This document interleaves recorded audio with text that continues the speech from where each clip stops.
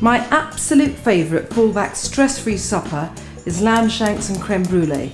I always start with the creme brûlée, which simply involves cream, vanilla, eggs, sugar, a sink full of water and a blowtorch.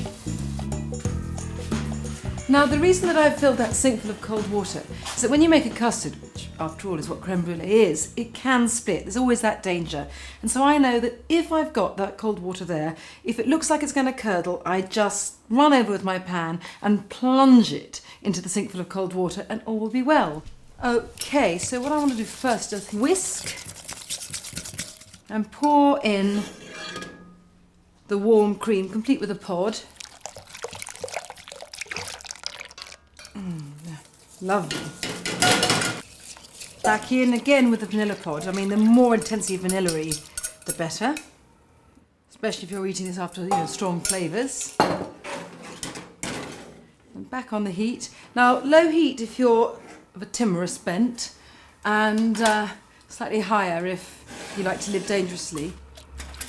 And stir until it's thickened. Now, I use this lovely wide pan simply because the more surface area that's being heated, the faster it will thicken. The one thing you do have to do is stir constantly, but having said constantly, this only takes a few minutes. Something very calming about the smell of vanilla.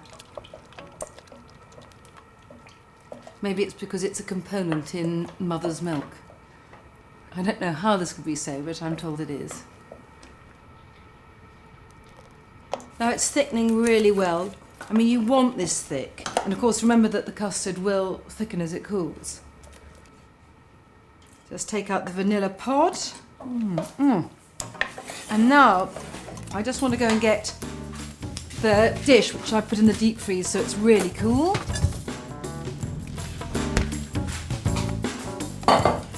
Just pour in. I know it doesn't fill to the top, but this is very rich and you don't need a huge amount. And you know by now that if I say that, it must be true. And that's all you need to do until it's cold. Then stick it in the fridge, and then it gets properly chilled, and then it's just a question of sprinkling on the sugar and torching it. The term dinner party has such hideous connotations when, in fact, you do want to invite your friends round, but most of the time I just want lots of food on a table and everyone can dive in as they want, no dinky procession of courses. This is something I do perhaps the most often. It's an aromatic lamb shank stew with couscous.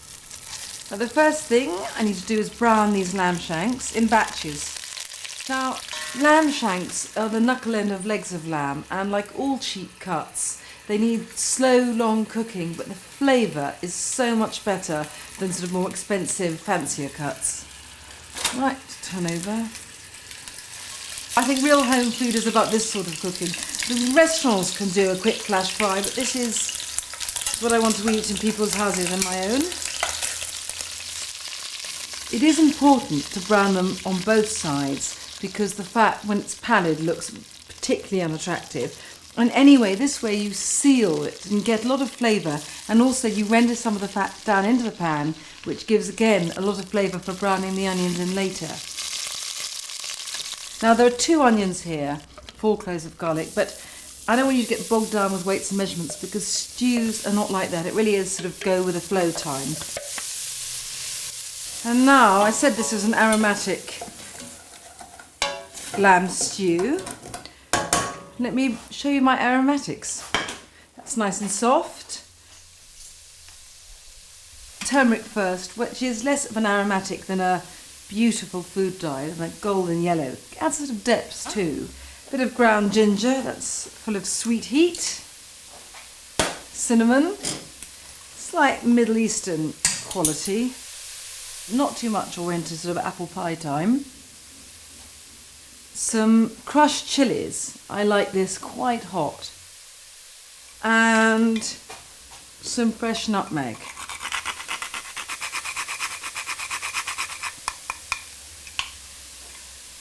A good stir. You know, really, how much or how little you add of these spices is up to you. So taste as you go along. All I would say is Add enough so it doesn't taste as if you're being apologetic about the spiciness. And now, some marsala. I mean, there's no logical reason why this goes in, except I always keep marsala around, and I love sort of the depth of smoky tone it brings. But you could add red wine, you can add sherry, you could add nothing. Some honey. Lamb is sweet anyway, just a bit of honey brings out that sweetness, not too much or it'll be sort of puddingy. And soy. Now, I know a bit of globe-trotting here, but I don't mean to be vertiginously eclectic. It's just that I find soy gives you a sort of intensity of savouriness that salt alone just doesn't give you. So this onion mixture has cooked to a spicy, sweet sort of tangle of flavours. And what's wonderful is, as soon as your friends have come in through the door, they'll be hit by this aromatic fug. Perfect. Put the lamb shanks back in now. And then it's just a question of covering with water and cooking for an hour and a half. Now, because I don't want to waste any of these lamb juices that have settled in the bottom of this dish, I'm just going to pour the water in here to swill around before sticking in the pot.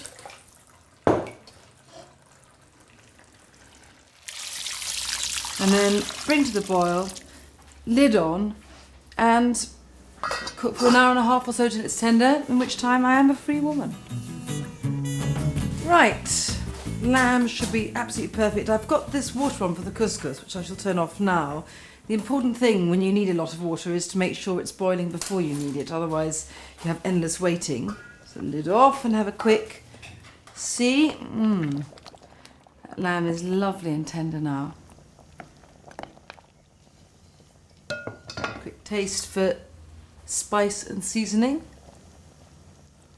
But I want a bit more soy. And now, some lentils. Now I use these red lentils which soften into the sauce, turning what is now quite a watery gravy into a thick, grainy coating. And any time you can get that in a stew without adding flour is a bonus in my book. About 6 spoonfuls, I mean, if you were to count. They swell a lot, so you don't need to add that much. Now I want to cook this now without a lid on, so that as the lentils soften, the liquid evaporates, so I get deepening of flavour and thickening of texture. Now to go with this, I want something that will kind of soak it up. I've got some couscous there, and with the couscous, some nuts. I've got pine nuts, pistachios, flaked almonds, which I want to toast first. And by toasting, I just mean heat in a dry pan until they get golden and fragrant. You can smell as they're ready as well as see, which is perfect. And then when the couscous is done, I can just fork them through and it'll be sort of nut-studded and a bit of crunch. Okay, my couscous. You can read on the packet exactly how to treat couscous. Generally needs to be soaked first and then steamed. And when I soak this couscous with these lovely little semolina grains, like baby pasta, and into the water I put salt and also cardamom because I want a sort of musky quality as well, so add further to the aromatic sense of this meal. And then a bit of butter on top. Not too much, but enough. And this helps you know when the couscous is ready as well, because by the time the heat has reached up through the couscous to the top, it will be warm enough to start melting the butter. When it's ready, just fork through. Never use a spoon on couscous because it just makes it claggy. The lamb just needs to be tipped out into a serving dish, nice big one, welcoming, sprinkled with sort of violently green slivered pistachios, and supper's on the table.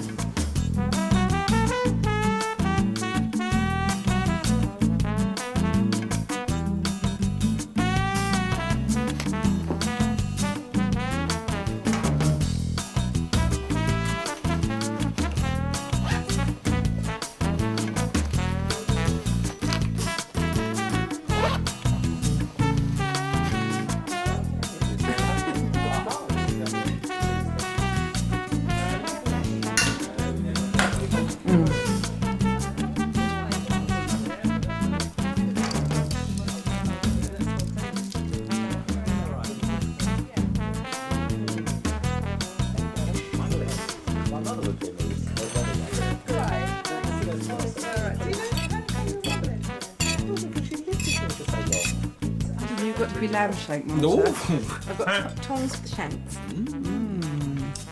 More juice, please, madam. Certainly. Sure. It would be my pleasure. There you go.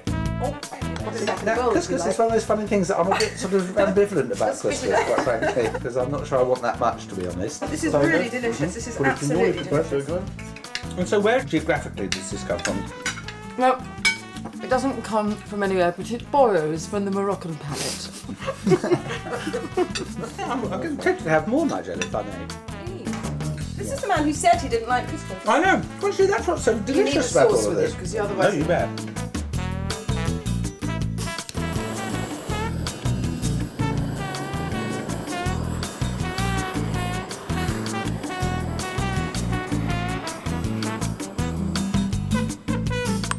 Oh, the creme brûlée is what we always order in Paris. It's so brilliant.